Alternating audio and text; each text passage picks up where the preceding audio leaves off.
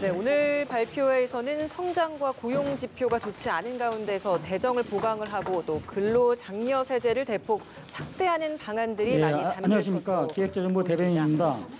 지금부터 하반기 이후 경제 여건 및 정책 방향과 저소득층 일자리 소득 지원 대책에 대한 합동 브리핑을 시작하겠습니다. 오늘 브리핑은 김동연 부총리님의 말씀을 듣고 이어서 기자단 질의응답 시간을 갖겠습니다. 그럼 부총리께서 말씀하시겠습니다.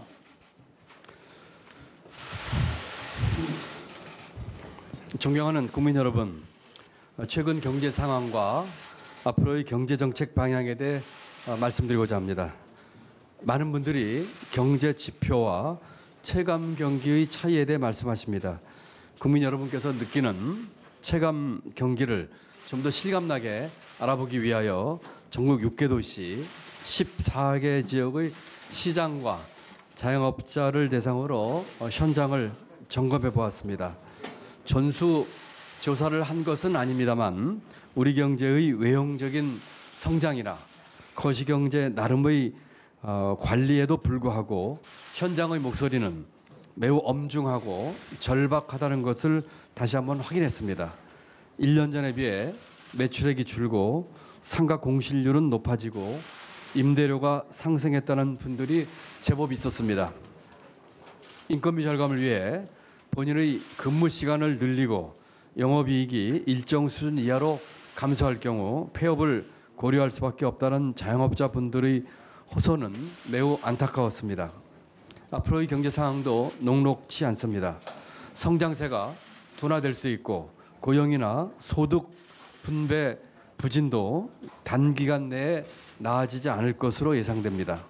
미중 통상 마찰, 글로벌 통화 정책의 정상화 등으로 국제 무역, 금융 시장의 불안이 확산되고 시장과 기업의 경제 마인드가 살아나지 않는다면 경제 상황이 더 어려워질 가능성도 있습니다.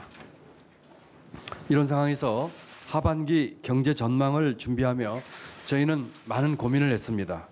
과거에는 통상적으로 앞으로 쓸 정책의 효과까지 반영하여 비교적 낙관적인 전망을 했던 것이 사실입니다.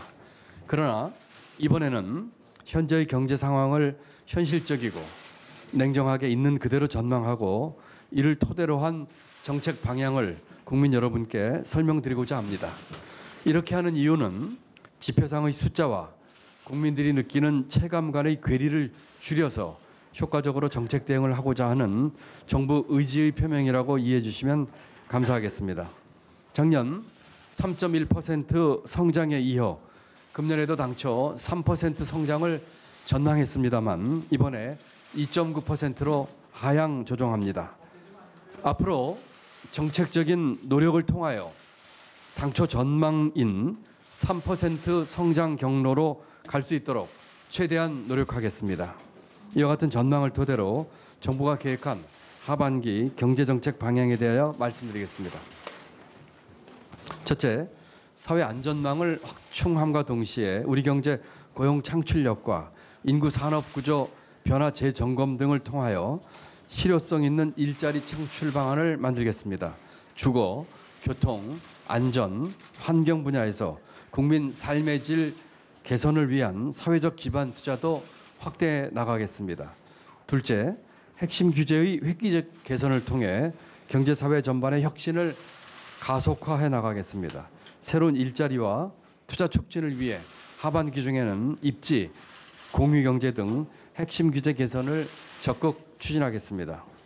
전국 현장을 도는 투자 캐러반을 통해 현장에서의 애로를 즉시 해소하고 행정 절차 등으로 지원되고 있는 기업, 지자체의 투자 프로젝트는 투자가 이루어질 수 있도록 관계부처 간 밀착 지원토록 하겠습니다.